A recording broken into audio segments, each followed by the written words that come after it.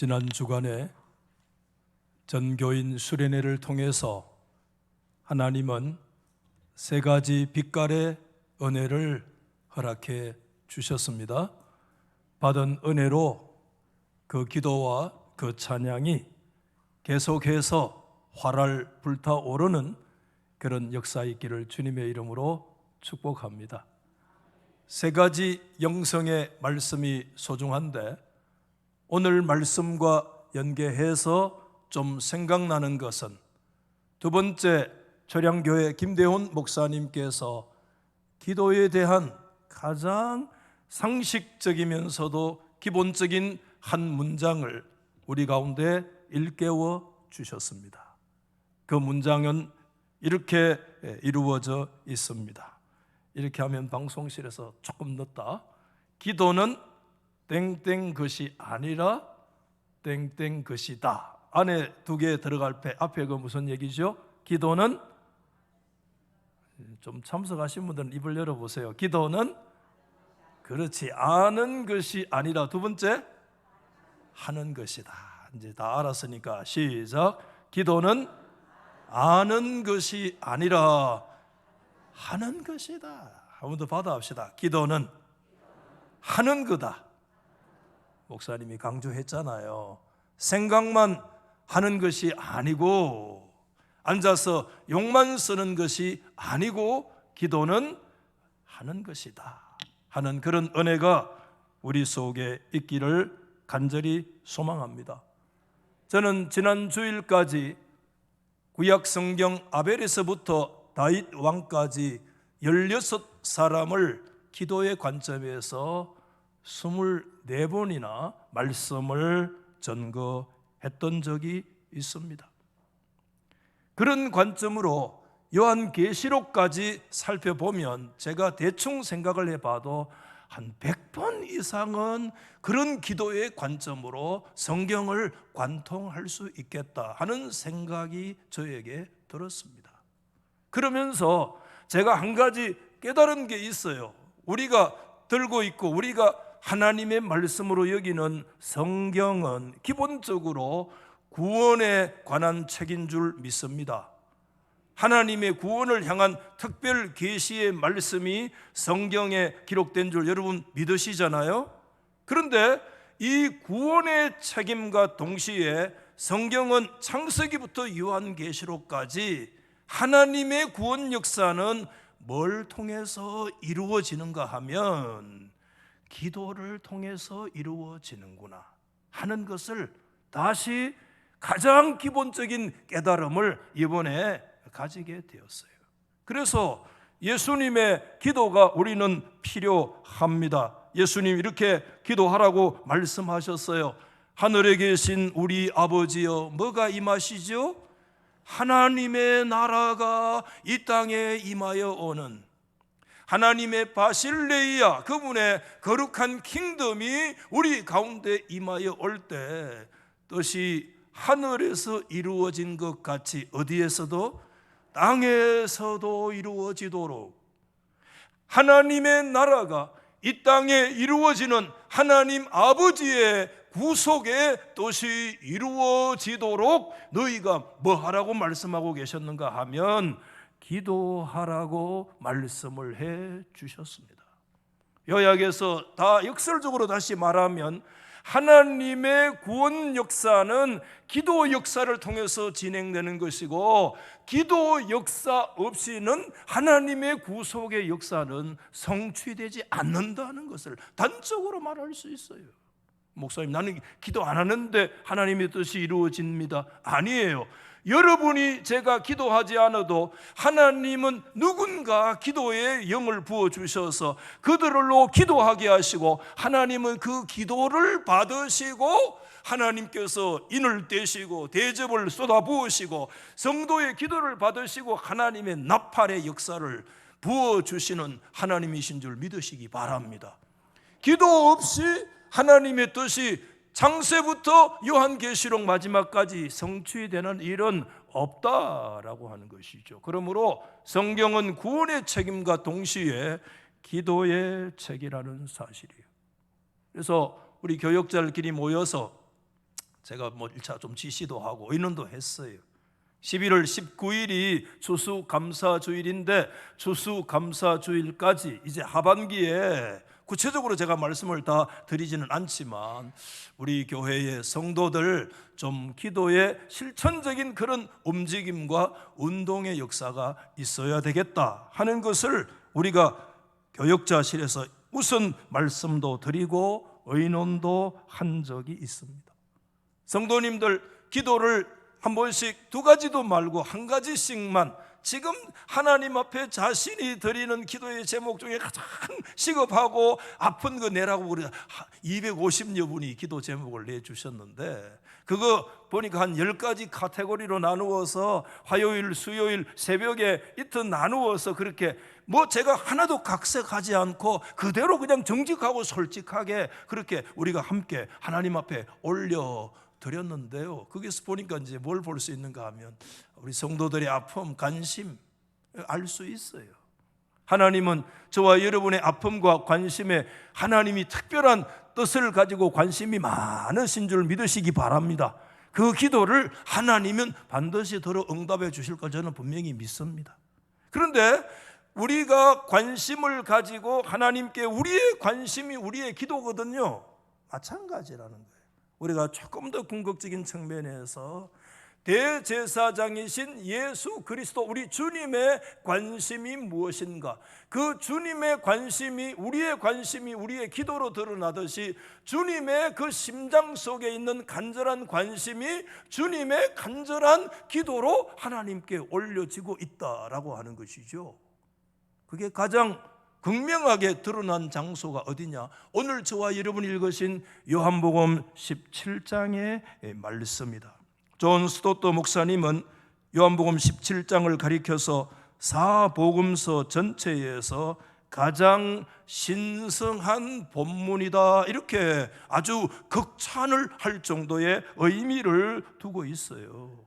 흔히들 우리는 제가 몇 차례 말씀드린 것처럼 요한복음 17장을 뭐라고 얘기하느냐 하면 대제사장적인 기도다 이렇게 이제 제목을 많이 하고 있는데 16세기 루터교 신학자인 데이빗 시크라우스가 이것을 대제사장적 기도라 이렇게 명명하고 말한 이후에 흔히들 요한복음 17장은 대제사장적인 기도라, 물론 거기에 반대하는 사람도 있을 수 있겠지만 히브리서 4장에 예수님은 멜기세덱의 반차를 쫓아오는 일시적이지 않은 영원한 대제사장의 반차를 가지시고 예수님 대제사장으로서 하나님과 우리 사이에 중보자로서의 눈물과 통곡의 기도를 드리셨다는 측면에서 요한복음 17장은 예수님 십자가 지시기 몇 시간 전에 통곡과 눈물의 기도를 드린 주님의 대제사장으로서의 구원 역사를 앞두고 드린 기도시기 때문에 대제사장으로서의 구원을 향한 기도다 그렇게 말씀하는 것도 정당하겠다 하는 생각을 가지게 돼요. 우리가 사복음서를 읽어보시잖아요. 눈을 뜨시고 한번 저를 한번 보세요.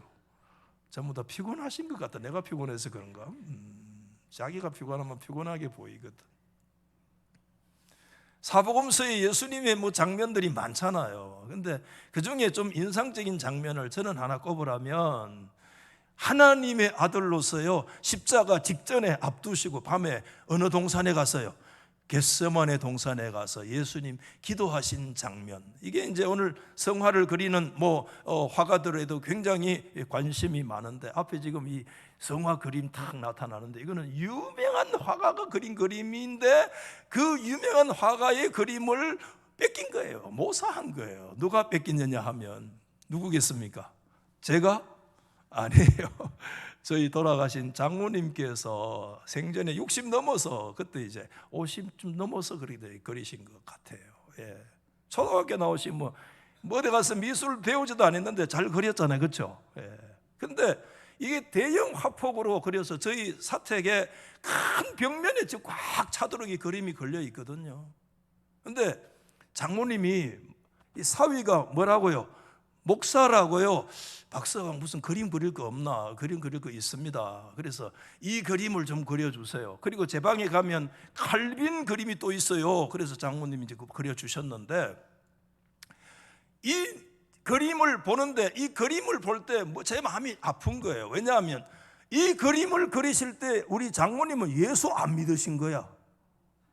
예수를 안 믿었는데 사위가 목사라고 이 그림을 그려준 거예요. 그런 사기가 어디 있노 말이야.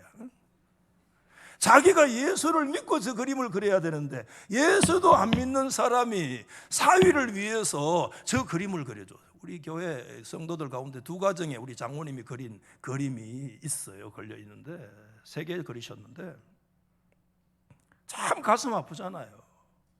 그래서 제가 저 그림을 볼 때마다 하나님 아버지요, 장모님 저 그림을 그리는데, 예수님을 그렸는데, 기도하는 걸 그렸는데 기도가 뭔지도 모르고 예수를 모른다는 건 말이 됩니까? 말이 됩니까? 저는 막 점잖아 기도했는데 우리 집사람은 울고 불고 애걸복걸. 전에도 얘기했잖아요. 우리 장인어른이 박서방이 믿는 예수하고 네가 믿는 예수가 좀 다른 것 같다 이거더라고요. 내가 믿는 예수는 좀 점잖은 예수인데 네가 믿는 예수는 요란스럽다 이기라, 애걸복걸하면서 막. 그런데 하나님은 애걸복걸하는 기도를 들어주신 줄 믿습니다. 9년 만에 그냥 항복하고 예수 믿고 신앙생활 잘하고 집사 되고 천국 갔습니다. 아멘. 그래도 또 저희 아내는 또 걱정되잖아요. 그래가지고 마지막 여러분 그 호스피스 병동에 한 달 동안 있는데, 그때도 기도하고 옆에서도 막 애걸복걸 또 막. 우리 장모님이 딱 한마디 하더라고요. 저희 집사람한테 한번 합시다. 내가 예수님을 얼마나 사랑하는지 아느냐? 아멘. 되십니다, 되십니다. 막 그 말하면 되십니다. 여러분 예수님 사랑하십니까? 그 고백을 딱 들으니까 뭔가 마음에 의구심이 있고 의심되는 게 꽉 메워지면서 걱정이 안 되더라고요. 얼마나 마음에 기쁜지. 그래 찐 고백을 하고 그렇게 하나님께로 돌아가셨는데, 예수님이 여러분 저 그림이 성화가 상상도이기는 하겠지만은 누가복음 22장의 44절의 말씀, 우리가 잘 아시는 말씀은요 정말 처절해요. 한번 읽어보실까요? 시작. 예수께서 힘쓰고 애써 더욱 간절히 기도하시니 땀이 땅에 떨어지는 뭐와 같이? 빗방울같이 되더라. 이 문자 그대로 믿으시기를 바랍니다. 그냥 비유로 하신 말씀이 아니고 예수님이 얼마나 간절히 하나님께 기도하셨는지, 십자가 고난을 앞두고 정말 진실로 하나님 앞에 진액을 짜며 기도하셨는데 그 땀방울이 핏방울이 되도록 하나님 앞에 기도하셨다. 우리 예수님의 기도는 사실상 현재 입장에서 보면 두 가지 차원의 그리스도의 중보적 기도가 있는데, 하나는 지상적 차원이고 하나는 천상적 차원인데, 지상적인 공생애에서의 예수 그리스도의 중보 기도가 히브리서 5장 말씀 7절에 자세히 기록되어 있어요. 같이 시작. 그는 육체에 계실 때에 자기를 죽음에서 능히 구원하시리에게 뭐라고요? 심한 통곡과 눈물로 간구와 소원을 올렸고 그의 경건하심으로 말미암아 들으심을 얻었느니라. 육체에 계실 때 지상 공생의 활동 중에 하나님의 아들이신 예수께서 그 동산에 엎드려서 심한 통곡과 눈물과 간구와 소원을 올렸습니다. 목사도 눈물 흘릴 수도 있고 선교사도 눈물 흘려도 괜찮아요. 하나님의 아들 예수 그리스도가 이 땅에서 통곡과 눈물과 간구와 소원으로, 하나님의 아들이 뭐가 부족해서? 하나님이신 분이 뭐가 부족해서 이 지상에서 통곡과 눈물과 간구와 소원을 올려 하나님 앞에 응답받았느냐? 하나님의 소망. 아멘. 하나님의 소망이 저와 여러분을 위해서. 그분의 기도는 중보는 천상적 중보, 지금 부활하셨어요. 그래서 우리는 사도신경으로 늘 고백합니다. 하늘에 오르사 전능하신 하나님 어디에 계신다? 하나님 우편에 앉아 계신다. 우편좌위 사상. 우리는 신앙 고백을 늘 하잖아요. 하나님 우편, 목사님 하나님 우편에 앉아 계신다는 게 뭐 그리 중요합니까? 그걸 왜 신앙 고백해야 됩니까? 매우 중요합니다. 칼빈은 기독교 강요 초판본 믿음장 2장에서 이렇게 하나님 우편의 사상 얘기해요. 같이 읽을 때는 입을 열어서 마스크 써도 같이 읽어야 돼요. 시작. 그리스도께서 아버지와 함께 계심은 우편에 우리에게 뭐죠? 큰 은총이 아닐 수 없다. 이는 아버지께 접근하는 방도를 우리 가운데 제시하시고 그 길을 닦으시고 우리를 그분께 드리시고 우리를 위하여 그분께 은혜를 간구하시고 우리를 위하여 영원한 뭐죠? 변호자와 중보자로서 그분께 지금 뭐하여? 호소하고 계시고 우리가 위반한 것들을 위해서 그분께 뭐하고 있어요? 중재하시고 어떻게? 쉼없이 우리와 그분이 화해되게 하시는 역사가 예수 그리스도가 하나님 보좌 우편에서 하시는 천상적인 중보의 사역인 줄 믿으시면 아멘. 그렇기 때문에 우리는 매일 고백하는 거야. 부활하신 예수님이 하나님 우편에 계신다. 그곳에 빈둥빈둥 놀고 계시느냐? 재림하시는 시간만 기다리느냐? No! 하나님 보좌 우편에서 그리스도가 계시는 일이 얼마나 오늘 지상에 있는 우리 그리스도인들에게 큰 은총의 역사인 줄 아느냐? 우리가 위반하고 범죄하고 넘어질 때라도 포기하지 않으시고 우리의 이름을 불러가면서 그들이 하나님께로 믿음으로 승리하도록 우리 예수님 끊임없이 천상적 중보의 사역을 감당하고 계시는 줄 믿으시면 아멘. 그렇기 때문에 이게 너무 소중한 거예요. 목사님, 성경적인 근거가 어디 있습니까?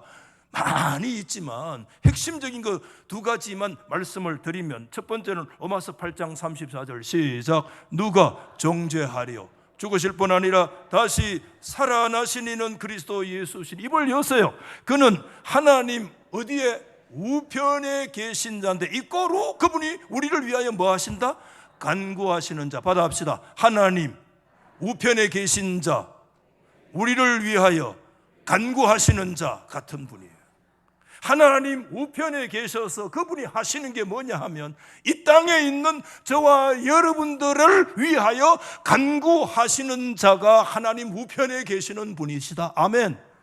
아이고 목사님, 하나님 주님께서 이 지구촌에 그렇게 많은 사람들이 있는데, 흑인 백인 황인종까지 있는데, 한국에도 뭐 몇백만 명이라고 그러는데 나 같은 사람 알겠습니까? 믿으시기 바랍니다. 하나님 우편에 계신 주님은 우리를 위하여, 나를 위하여 간구하시는 분이시다. 그다음에 히브리서 7장에 한 구절 더 있어요. 시작. 예수는 영원히 계심으로 그의 제사장 직분도 갈리지 아니하느니라. 그러므로 자기를 힘입어 하나님께 나아가는 자들을 온전히 구원하실 수 있으니, 크게 시작. 이는 그가 항상 살아 계셔서 그들을 위하여 간구하심이니라. 크게 아멘. 항상 살아계시는 분은 항상 우리를 위하여 기도하시는 분인 줄 믿습니다. 하나님 우편에 계시는 분은 우리를 위하여 간구하시는 분이시고, 부활하셔서 영생하시는 그리스도는 영원토록 우리를 위하여 기도하고 계신다. 어디에서요? 하나님 보좌 우편에서. 할렐루야. 그러므로 그리스도는 지상의 공생애 때 중보적 사역, 그리스도의 천상에서의 중보적인 사역은 끊임없이 감당되어지고 계속되어지고 있다는 사실을 우리는 놓쳐서 안 됩니다. 예수님은 지상에 계실 때 대제사장의 기도가 요한복음 17장, 예수님 십자가 지시기 아마 몇 시간 전에 드린 기도일 것 같아요.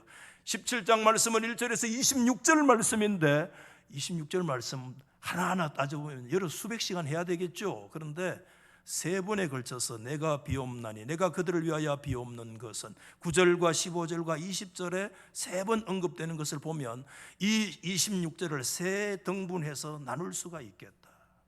그래서 제가 그냥 3대지 3가지 말하는 게 아니라 17장에 3번 내가 비옵나니를 생각해서 예수님의 대제사장으로서의 관심이 뭐냐, 예수님의 제일 관심이 뭐냐, 첫 번째 관심이 뭐냐 한번 받아하십시다. 예수님의 제일 관심은 뭐라고요? 2자로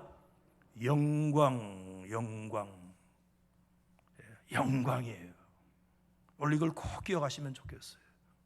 하나님 아버지의 영광인데 제가 더 줄여가지고 영광이라고 생각했어요. 영광은 하나님께만 해당되는 용어이기 때문에 영광 그러면 알잖아요.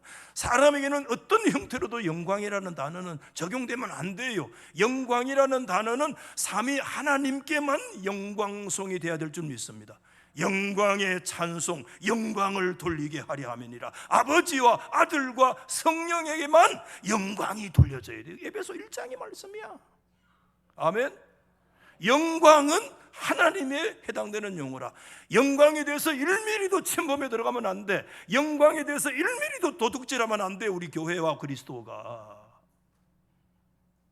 예수 그리스도가 대제사장으로서 기도하실 때 우리의 관심이 우리가 하나님께 기도 올려드렸던 것처럼 예수님의 관심이 하나님께 기도 올려졌는데 예수님의 첫 번째 관심이 뭐냐 하면 영광에 집중되어 있어요. 여러분 오늘 1절 성경 말씀에 보면 아버지여 때가 이르렀사오니, 주님의 십자가와 구원의 때를 말합니다. 아들을 영화롭게 하사 아들로 아버지를 영화롭게 하옵소서. 여러분 이 말씀을 잘 들여다봐야 됩니다. 1차적으로는 때가 다다랐습니다. 아들이신 그리스도가 영화롭게 된다는 것입니다. 이 아들이 영화롭게 된다는 것은 뭘 통해서 영화롭게 되느냐? 예수님 십자가에 처절하게 죽으실 거예요. 그러나 죽음의 권세를 이기고 사흘 만에 성경 약속대로 부활하신 줄 믿습니다. 죽음과 부활의 역사, 십자가와 부활의 역사를 통해서 아들이신 그리스도는 영화롭게 되어집니다. 여러분 할렐루야. 그러면 그것이 목적이 아닙니다. 그 아들이 영화롭게 되어지는 것은 뭘 하기 위해서 하느냐? 아들의 그 영화롭게 되는 걸 통해서 아버지가 영화롭게 되어야 될 줄 믿습니다. 그렇기 때문에 그리스도의 우선적인 관심은, 그리스도가 하신 사역은 구원 사역을 위해서 오셨어요. 그러나 조금 더 깊이 들어가 보면 구원 사역 이전에 무슨 사역이 있는가 하면 하나님의 영광 사역이 있습니다. 받아하십시다. 영광 사역은 구원 사역에 우선한다. 이해되십니까? 영광 사역은 구원 사역에 우선하는 겁니다. 구원 자체가 목적인데 구원 자체가 궁극적 목적이 아니에요. 그 구원을 통해서 아들의 영화를 통해서 아버지가 영화롭고 창조의 근원적인 목적이 온전히 성취되는 하나님 아버지가 영화롭게 되는 거예요. 할렐루야. 우리가 8절까지만 읽었는데도 영화롭게 하신다, 저 뒤에 가면 영광이라는 단어를 몇 차례 예수님이 계속 언급하셨는데, 구약적인 측면에서 영광이라는 단어를 이래 보면, 히브리어잖아요. 구약은 영광이라는 단어가요 명사로 보면 카베드라고, 카베드인데 이것은 영화롭다, 영화롭게 하다라고 하는 카보드의 동사형이 카베드, 영광이에요. 그런데 여러분 이 카베드 또는 카보드라고 하는 이 동사 명사가 가지고 있는 이 단어에 여러 가지 뜻이 있어요. 아름답다, 뭐 영광스럽다 이런 뜻이 있는데 문자적으로 들어가 보면 이 영광의 가장 기본적인 뜻이 뭔 줄 아세요? 여러분 오늘 하나 배우십시오. 여러분 한번 받아합시다. 눈을 뜨고 받아합시다. 무겁다. 한번 해봐요. 무겁다. 영광의 가장 문자적인 뜻이 뭐라고요? 무겁다 그런 뜻이에요. 무거운 거 알죠? 헤비, 무거운 거 있잖아요. 우리 이렇게 한번 쉽게 적용해 봅시다. 이거 무겁고 쇳덩어리가 무겁고 뭐가 무겁다 하지만요, 이 세상에 가장 무겁게 다루고 무겁게 여겨야 될 분은 하나님 아버지이신 줄 믿으시면 아멘. 하나님의 영광보다 더 무거운 게 없어요. 여러분 더 재미있는 거는요, 출애굽기 20장에 약속 있는 첫 계명, 내 부모를 뭐하라? 공경하라는 말씀을 주셨는데 그 부모를 공경하라는 히브리어 단어가 무슨 단어냐 하면 카베드예요. 영화롭게 하라. 하나님을 영화롭게 하라는 카베드의 용어를 딱 어디에 한번 썼는가 하면 자녀들아 네 부모를 공경하라는 그 공경이란 단어가 카베드예요. 이런 생각이 들어서 이 말씀을 준비하면서 우리가 이 세상에 부모 없이 태어날 수 있습니까? 없습니까? 부모는 존재의 기반이고 근거예요. 부모님이 잘났든 못났든 곰보든 째보든 부모님은 우리 인생의 존재의 기반이야. 그렇기 때문에 이 세상에 자녀로 태어나는 모든 사람들이라면 가장 존재적으로 가장 무겁고 귀하게 여겨야 할 분이 있는데 이 세상 존재로서는 부모님이에요. 아멘. 그게 부모를 공경하라는 말이에요, 여러분. 부모한테 함부로 하면 안 돼요. 부모 너무 가슴 아프게 하면 안 돼요. 왜? 부모는 우리 존재의 기반이거든. 부모 없이 세상에 태어난 사람이 있어요. 그러니까 날 뭐 태어나게 했습니까? 태어나보이 무슨 아들인데 나도 응? 그래도 이 세상에 오게 하신 분이 부모님이에요. 아멘. 자녀들이 부모에게 가장 무겁게 여겨야 돼. 그게 부모야. 카베도야. 마찬가지야. 하나님의 아들이신 제2위신 그리스도는 하나님 아버지와 동등하지만 아들로의 신분에서 가장 무겁게 여기시는 분이 누구냐 하면 아버지 제1위신 성부를 영광 돌리는 카베드 하는 데 있는 줄 믿으시기 바랍니다. 하나님의 영적인 원리로 이렇게 서로 통하도록 되어져 있는 거예요. 그래서 우리 예수님은요, 두드려 패도 맞기도 하셨고요, 갈 때 때리면 맞고요, 침뱉어도 조롱당하도요, 주님은 말 안 했어요. 그런데요, 한 가지는 용납 못해요. 그게 뭔가 하면 하나님 아버지의 영광을 침범하는 것에 대해서는 주님은 1도 양보하지 않았습니다. 여러분 잘 아시는 대로 예수님 공생애를 들어가기 전에 성령에 이끌려서 광야로 가셔서 마귀에게 시험 받았잖아요. 그렇죠? 그때 마귀가 예수님을 지극히 높은 곳으로 데려가 가지고 뭐를 보여줬어요? 지극히 높은 곳에 뭘 보여줬어요? 성경대로 한 말해 볼랍니까? 뭘 보여줬습니까? 천하만국, 그거까지 알았는데 그거 80점이라. 천하만국을 보여준 게 아니고, 맞아, 받아갑시다. 천하만국의 영광을 보여준 거야. 그걸 기억해야 돼요. 천하만국의 영광, 대단합니다, 여러분. 그거 쉽게 생각하면 안 됩니다.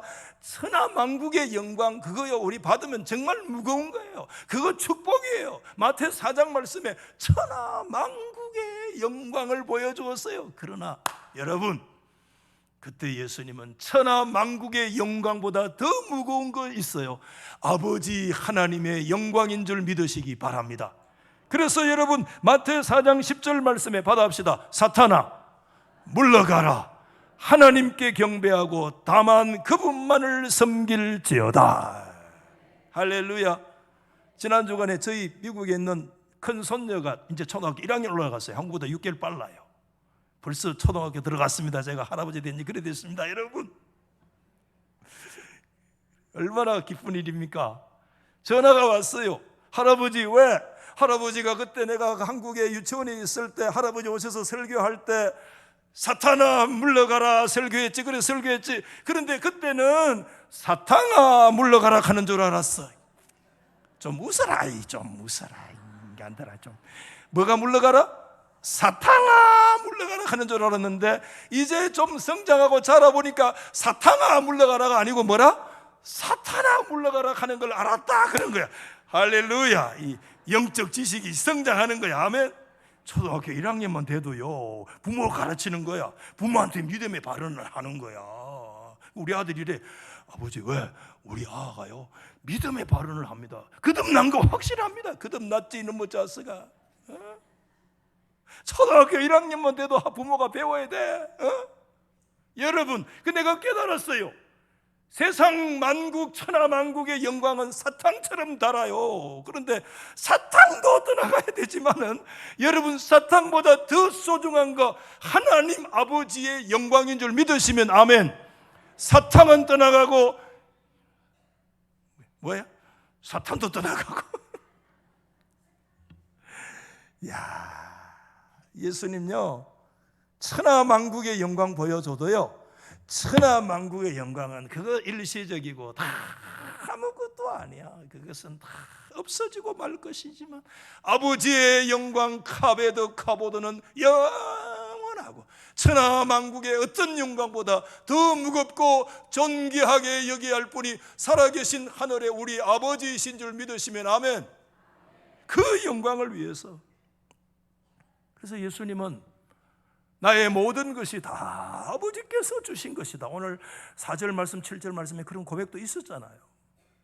심지어 예수님은요, 자신의 그 모든 말씀조차도요, 요한복음 14장에 보니까 그렇게 얘기했어요. 너희가 듣는 말은 내 말이 아니되 나를 보내신 아버지의 말씀이니라. 예수님이 하시는 말씀 한마디 한마디 예수님 자신이 우러하는 게 아니라 하나님 아버지가 주신 말씀을 하는 거예요. 아멘. 그 포커스와 가르침과 그 모든 것들이 주님의 그 가르침이 그리스도의 말씀과 하나님의 뜻에 깊이 그곳에 포커스를 두고 있는 거예요. 또 기도의 응답도 아버지가 주셔요. 마태의 18장에 보면 너 합심해서 뭐든지 구하면 하늘에 계신 내 아버지께서 이루어 주시리라. 기도 응답도 하나님이 주신대, 이렇게 말씀하죠. 심지어 요한복음 5장에 보면 예수님 뭐라고 말씀을 하고 계시느냐 하면 예수님 안에 있는 생명조차도 보세요. 아버지께서 자기 속에 생명 있음과 같이 아들 예수님 자신에게요, 아들에게도 생명을 주셨나이다. 참 신비로운 말씀입니다. 다 이해하기가 어려워, 학술적으로. 그리스도 안에 있는 그 생명의 근원이 아버지의 생명에 있다는 거예요. 아멘. 그렇기 때문에 예수님의 모든 관심은 자기가 아니라 아버지에게 있어요. 아버지. 말씀을 전해도 아버지, 기도해도 아버지, 길을 걸어가도 아버지, 영광을 돌려도 아버지, 아버지께서 영광 받으셨습니다. 병자를 고쳐도 아버지 영광, 아버지, 아버지, 아버지. 아멘. 그렇기 때문에 예수님 이런 기도가 필요하신 거예요. 마태복음 마지막 누가복음에 보면 그런 기도하셨잖아요. 내 원대로, 내 뜻대로 마시고 아버지의 원대로, 아버지의 뜻대로. 아멘. 이게 맞는 거예요. 왜? 예수님의 알파에서 오메가까지 모든 것은 아버지에게 집중되어 있기 때문에, 아버지의 뜻이 이루어져야 되기 때문에, 그래야 아버지의 영광이 세상에 드러나는 거예요. 하나님 아버지의 창조의 목적이 온통 드러나는 거예요, 여러분. 할렐루야. 그래서 여러분, 하나님 아버지의 영광, 그래서 그리스도의 제일 영광은 어디에 있느냐 하면 관심은 하나님께 영광이 있어요. 아까 제가 말씀드렸잖아요. 그 영광은 하나님의 구원 역사를 통해서 이루어지는데 그 구원 역사를 통해서 아들이 영화롭게 되는 그걸 통해서 끝나는 것이 아니라 하나님의 아버지를 영화롭게 하시옵소서. 여기에 다 기결되는 거예요. 여러분 오늘 본문 4절 말씀으로 한번 넘어가서 보겠습니다. 4절 말씀 시작.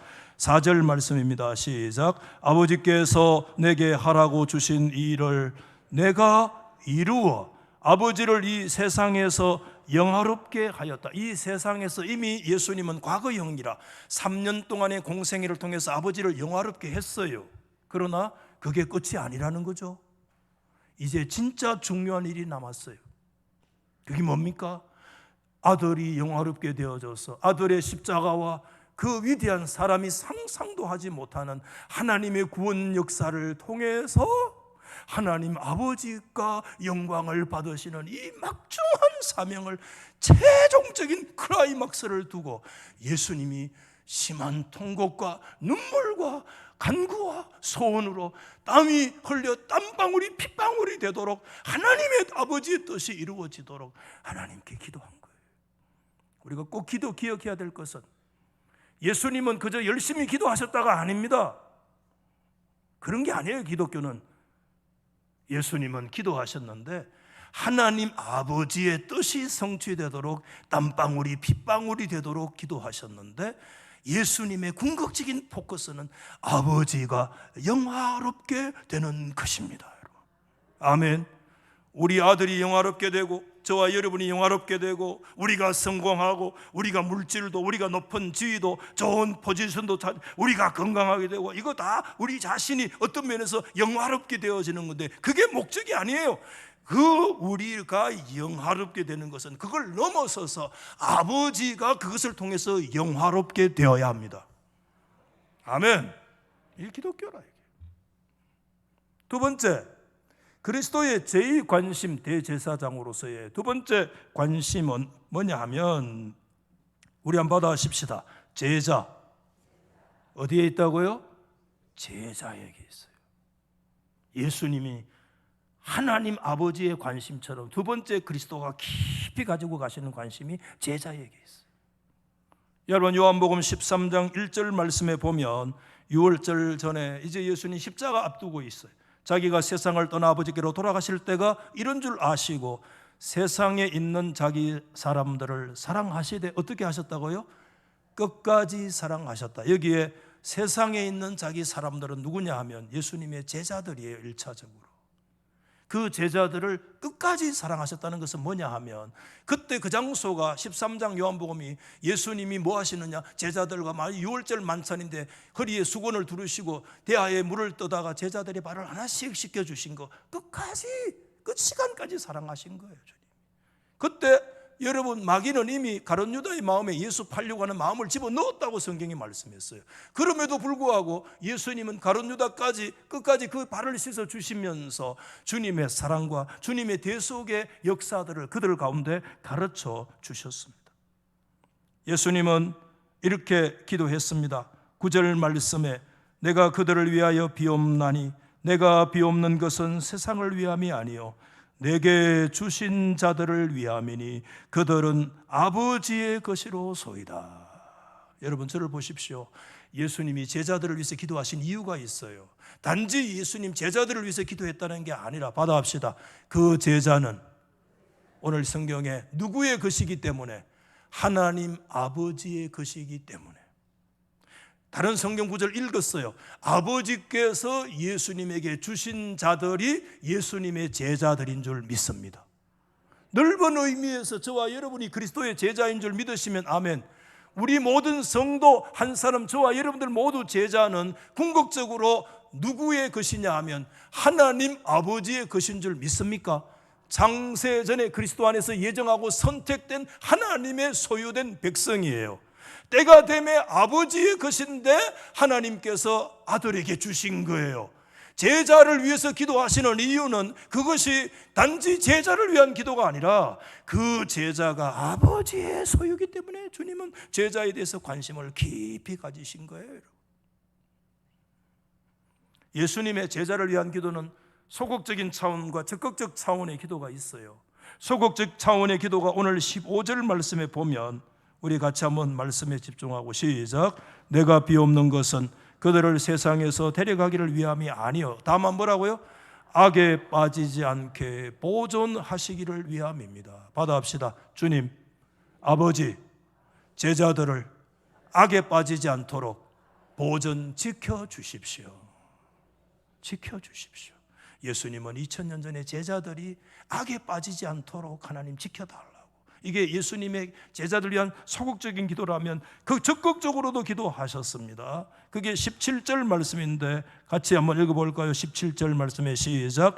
그들을 진리로 거룩하게 하옵소서. 아버지의 말씀은 뭐다? 진리니이다.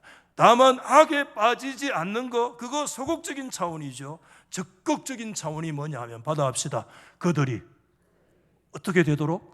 거룩하게 되도록. 진리가 하나님 아버지의 말씀이 진리인 줄 믿습니다. 요한복음의 진리는 세 가지라. 예수님이 진리고, 하나님 아버지의 말씀이 진리고, 14장 16장에 성령님 진리의 영인 줄 믿습니다. 진리로 거룩하게 되게 하시고, 주님의 제자들이 거룩한 제자들 되도록 저와 여러분, 악에 빠지지 않는 것 소중한데 그 자리에만 머물지 말고 더 적극적으로 그리스도의 제자로서 거룩한 삶을 살아갈 수 있기를 나사렛 예수 이름으로 축원합니다. 마지막 세 번째 관심은 간단히, 주님의 관심은 세 번째 어디에 있다고요? 교회에 있어요. 오늘 요한복음 17장에 교회란 말은 없지만 마태복음 16장 18절 말씀에 예수님께서 내가 이 반석 위에 my church, 나의 교회를 세우리니, 내가 교회를 I will build my church, 내가 교회를 내 교회라고 그랬어. 사도행전에서는 주님의 교회를 주님의 피로 값주고 산 교회라고 말씀했어요. 교회는 주님의 교회인 줄 믿습니다.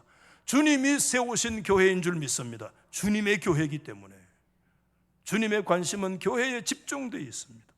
여러분, 오늘 20절 말씀에 보면 그렇게 얘기했어요. 내가 비옵는 것은, 보십시오, 이 사람들만 위함이 아니요, 그 다음에 뭐라고 그랬어요? 또 그들의 말로 말미암아 나를 믿는 사람들도 위함이니. 앞에 이 사람들만, 이건 누구예요? 예수님이 제자들이에요. 그 다음에 그 제자들의 말을 통해서 나를 믿는 사람들이 바로 뭐죠? 그게 오고 오는 시대에 세워질 하나님의 주님의 교회입니다. 아멘. 여러분, 2000년 전에 십자가를 앞두고 예수님 기도하실 때 뭘 위해서 기도하셨는가 하면 예수 믿는 한 사람 한 사람을 위해서 하나님께 기도하신 줄 믿으시기 바랍니다. 저와 여러분이 예수 믿는 거 받아합시다. 내가 예수 믿는 거 예수님의 기도의 응답입니다. 아멘. 예수 믿는 거 내가 열심히 나온 것 같지만 2000년 전에 제자들을 통해서 복음받고 예수 믿는 사람들도 위해서 기도하오니, 내가 주의 몸된 교회를 위해서 기도하오니. 주님께서 교회를 위하여 기도하신 내용은 딱 한 가지예요. 딱 한 가지예요. 그게 어디에 기록되어 있는가 하면 21절에 기록되어 있어요. 21절에 시작. 아버지여, 아버지께서 내 안에, 내가 아버지 안에 있는 것 같이 그들도 뭐지요? 다 하나가 되어 우리 안에 있게 하사. 참 다 설명 못 드려요. 그리스도 하나님 아버지와 아들 사이에 하나 된 것처럼 그들도 하나 되도록 예수님이 교회를 위해서 기도하셨던 한 가지 제목은 교회가 진리 안에 아버지와 아들 안에 영원한 유니티, 거룩한 하나, 퓨리티, 순결과 더불어 유니티, 일치를 이루는 것이 주님의 간절한 눈물의 기도인 줄 믿으시기 바랍니다. 교회는 그리스도 안에서 진리 안에서 영원토록 하나 되는 것이 주님의 목적이요 주님의 뜻인 줄 여러분 믿습니까? 오늘 말씀을 마치려고 합니다. 여러분 가만히 생각해 보십시오. 주님의 관심이 세 가지인 것 같지만 아니야. 더 깊이 들어가 보면 한 가지 내용으로 귀결돼요. 그게 뭔가 하면 하나님 아버지의 영광에 있는 줄 믿으시기 바랍니다. 다 제자들을 위해서, 교회를 위해서 기도하는 그 궁극적인 목적이 다 하나로 모아지는데 그게 뭐냐 하면 하나님 아버지의 영광에 다 모아지는 줄 믿습니다, 여러분. 아멘. 그래서 우리가 영광 너무 쉽게 얘기하지 마시고 우리 교회와 오고 오는 세대와 주님 앞에 부름받은 모든 믿음의 권속들, 우리의 궁극적인 관심은 아버지 나를 영화롭게 하시되 그것을 통해서 하나님 아버지를 영화롭게 하옵소서. 이거 우리에게 다시 마지막 적용하고 마칩니다. 저와 여러분 하나님이 영육간에 복 주시는데 그걸로 끝나면 안 돼요. 그 하나님이 날 영화롭게 하시고 주신 복을 통해서 아버지가 영광을 받으시기를 원하나이다. 이 거룩한 목적이 저와 여러분의 관심 속에서 하나님의 영광으로 더 깊이 들어갈 수 있는 그런 역사가 예수 안에 일어나기를 주의 이름으로 축원합니다. 축원합니다.